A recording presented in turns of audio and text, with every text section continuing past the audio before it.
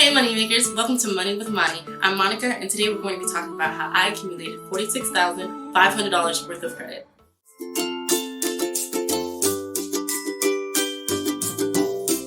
Okay, first things first, let me explain that my credit cards are currently free from debt, and if I use them, I pay them off right back.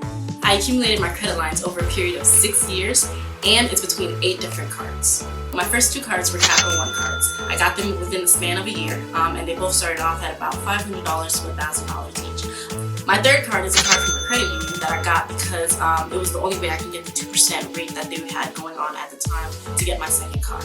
My fourth card was a Firestone card that I got because I knew I didn't know anything about cars, and if something were to happen to my vehicle, I would always be covered with that card. The fifth card is a card that I got actually at the dentist. It's called the Care Credit Card, and it's useful for any kind of medical liability that you have. So even if you have to take your dog to the vet, if you have to pay a copay for something or some medicine, this card is available for that. And the reason I like that card as well is because it's also 0% interest the first 6 months after you have a charge that's over $100. The 6th and 7th cards are cards that I use for balance transfers, and so those limits are way higher and make up the bulk of my credit card limits. Between the both of them, it's $25,000 worth of credit. I can explain balance transfers in another video, but those 2 cards are the cards that I so happen to get approved for after my mortgage. So I feel like that had something to do with my approval chances for those kind of cards. But yeah, those are the 2 cards I use for approvals, for balance. Those are the 2 cards that I use for balance transfers. Okay, and my very last card is an Amazon card. I really regret getting it because that is so not like me to have a store card for something so frivolous. However, I was trying to buy something for my hair and the notification popped up that the product would be completely free if I signed up for the card, and that's what happened. And ever since I bought that card, well, when I first got these cards, they all started me off on low limits, $500, $1,000. But over time, I kept going into their apps and requesting credit limit increases. You're more likely to get approved for a credit limit increase if you haven't been spending, maxing out the cards all the time, keeping low utilization on them, and continuously paying on time. So the 2 cards that made it easiest for me to increase my credit limits were Firestone and the Care Credit cards.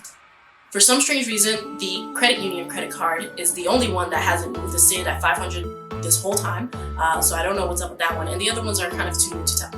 So what's so good about having $46,500 worth of credit? The more credit that you have available, the harder it is for you to go over the recommended utilization rate of about 10 to 30%.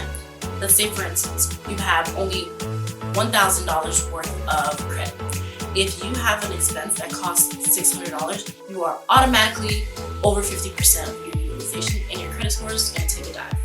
However, if you had $5,000 worth of credit and you made a $600 purchase, you're still free and clear. For me, having a higher credit limit of $46,500, it's very hard to go over that recommended utilization rate. And I tend to do balance transfers for like a year or so, and when I have that $10,000 sitting there, I'm still not even at the 25% mark for my credit utilization. And because of that, my credit score still stays good. The second thing that I want to talk about is the fact that emergencies. Yes, I think it's smart to have an emergency fund set aside in cash in your savings, however you decide to save it.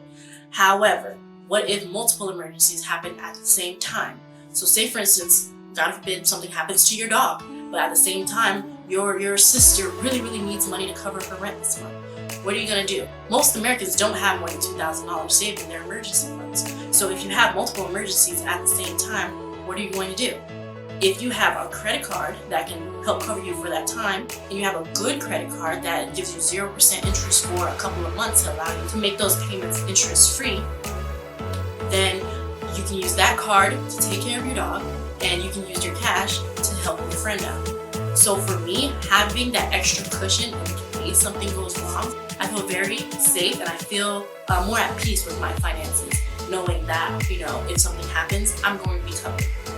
So to wrap this up, when you're getting your cards, make sure you keep them at low balances. Make sure you're making your payments on time. And make sure you're going in every once in a while and increasing the limit and not using the credit. Okay? Be disciplined enough to see that, oh, now I have $5,000 worth of credit and I won't use it. I'll just keep continuously paying the current balance that I have and stick to where I am unless it's an emergency need. Secondly, make sure that you get cards that are purposeful. Cards for your car, cards to help take care of medical responsibility are a couple cards that I do recommend. Victoria's Secret, JCPenney, store cards, I do not recommend those cards, okay? Lastly, if you have any comments, feel free to share them down below. Feel free to like, comment, and subscribe to my channel. Feel free to follow me on my Instagram, moneywith_Mani. And feel free to sign up for personalized one-on-one coaching with yours truly at moneywithmoney.com. Later.